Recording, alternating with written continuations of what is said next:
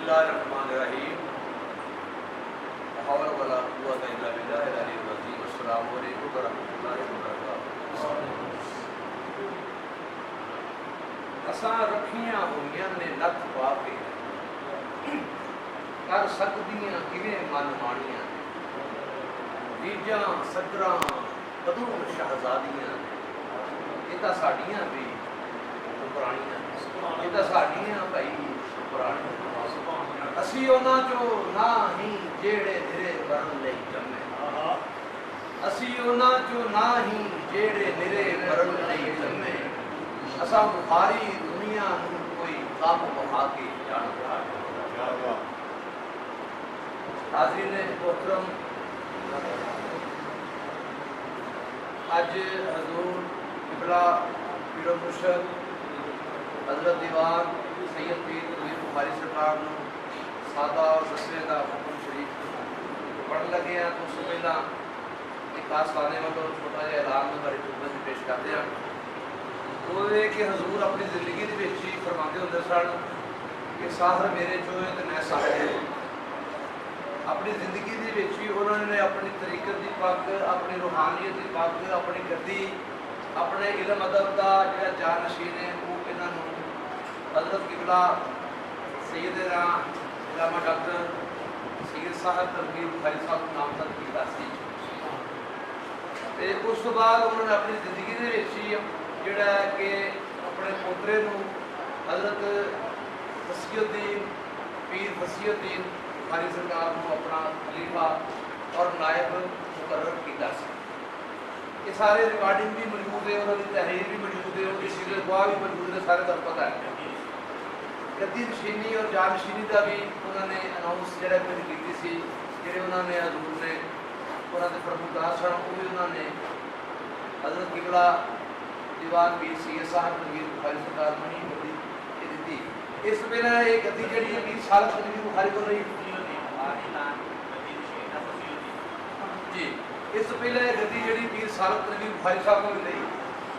जो साहब पीर तनवीर बुखारी साहब आज तो 6 साल पहला पर्दा फरमा गया है, तो फिर उन्होंने पीर सैयद साहब तनवीर बुखारी सरकार को इस गद्दी का अहल समझ के अनाउंसमेंट की कि मेरे जान तो बाद मेरे पर्दा करने तो बाद पीर सैयद साहब तनवीर बुखारी साहब जोड़े ने अगो तरीकत के मामला,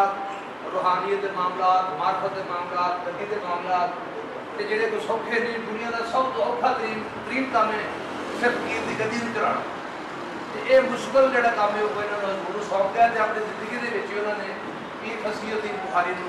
जोड़े कि जे तालब इलम ने उन्होंने अपनी गद्दी का वारस ठहराया।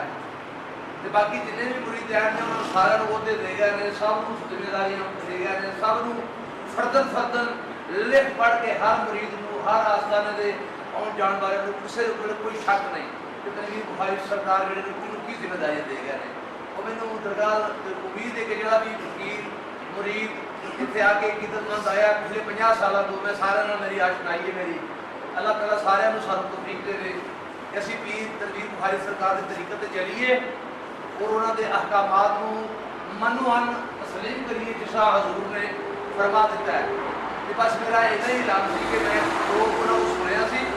जो मैं पढ़िया सी जो लिखिया सी तुहाडी खिदमत च मैं पेश करते हैं। तो बाकी जोड़े ने फरमादार ने फिर पीर साहब जनाबे किबला दीवान सैयद साहब तनवीर बुखारी साहब को फिर खत्म शरीफ तो बाद फिर अपनी गलबात करेंगे। मेरी गुजारिश सिर्फ इन्नी सी ताकि जो बाबा जी के बाबा जी के जोड़े आशकीन ने और सरकार जोड़े दरगाह पीर अब्दुल्ला शाह बुखारी से जुड़े हुए लोग ने पिछले 50 साल तो उन्होंने गुज़ार ये चीज़ करते हैं। ये जोड़ा ऐलान है ये आस्थाना आलिया तनवीरिया पंजाबी कल्चर सेंटर और दरगाह हजरत पीर अब्दुल्ला शाह बुखारी और दरगाह हजरत किबला पीर सैयद तनवीर बुखारी सरकार को हो रहा है। तो मैं एक शेर के पढ़ के अपनी गुजारिशात को मैं खत्म करना। आप फरमाते हैं कि असा रखियां होइयां ने नथ पा के कर सकदियां किवें मन माणियां ने रीजां सदरां कदों शहजादियां ने ये तां साडियां भी पुराणियां ने असी उन्हां चों ना ही जेड़े निरे मरण लई जम्मे असां बुखारी दुनिया नूं कोई कम बखा के जाना। अस्सलाम, शुक्रिया।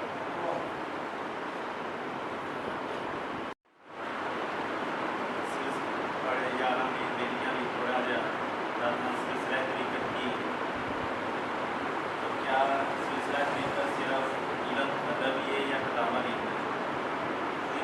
तकरीबन हर सिलसिले जो एक पीर पर्दा करता है तो 80 तो 90% मुरीद हैं चले जाने की गल खत्म हो गई। नाम हदीस के मुताबिक सिलसिला तरीक़त जी गति होंगी तो बाकायदा इस्लाम का मसला होगा। जो एक पीर पर्दा करके जाता है तो फिर उससे ही टूटी हो जाती है। जरूरी नहीं कि जोड़ा पीर का पुत्र पढ़िया लिखा हो या किताबा लिखता हो या शायद हो सिलसिला तरीक़त वास्ते रसूल होंगे जोड़ा बैठना है वारिस रसूल नबी का वारिस है उन्होंने लैके आका इस्लाम की गल अगे चल जे सिर्फ गलबात किताबा नहीं जाएंगी होंगी अज सिलसिले ना चल रहे सिर्फ और सिर्फ पीर का काम है ਤੁਹਾਡੀ ਕੋਈ ਲੈਣ ਦੀ ਕਮਰ ਨੂੰ ਰੋਸ਼ਨ ਕਰਨਾ ਔਰ ਉਹਨੂੰ ਦੁਨੀਆ ਆਖਰਤ ਵਿੱਚ ਸਕੂਨ ਕਰਨਾ ਤੇ ਇਸ ਸਿਲਸਿਲੇ ਦਾ ਵਾਰਿਸ ਮੈਂ ਨਹੀਂ ਕਿਉਂਕਿ ਤੁਸੀਂ ਸਭ ਜਾਣਦੇ ਹੋ ਮੈਂ ਕਿਸੇ ਹੋਰ ਦਾ ਨਹੀਂ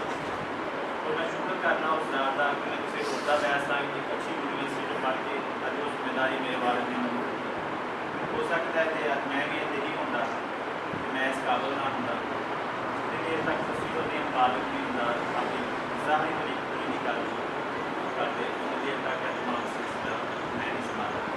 और बैत का सिलसिला जरा चलेगा उसी तरह ही चलता है क्योंकि पीर हथ है हो या हथ है हो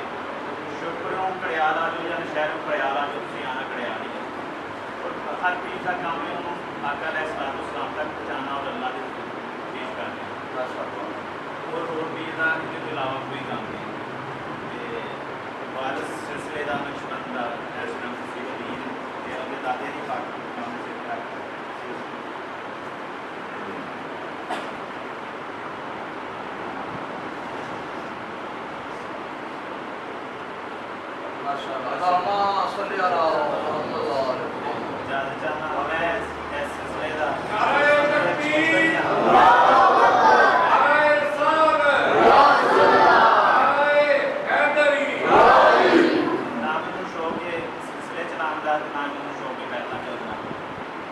ਜਿਹੜਾ ਸਿਲਸਿਲਾ ਅਕਾਲ ਇਸਲਾਮ ਵੱਲੋਂ ਚੱਲੇਗਾ ਜਿਹੜਾ ਉਹਨਾਂ ਦੀ ਬਾਰਗਾਹ 'ਚ ਕਬੂਲ ਹੋਏਗਾ ਉਹ ਵੀ ਅੱਗੇ ਹੋਏਗਾ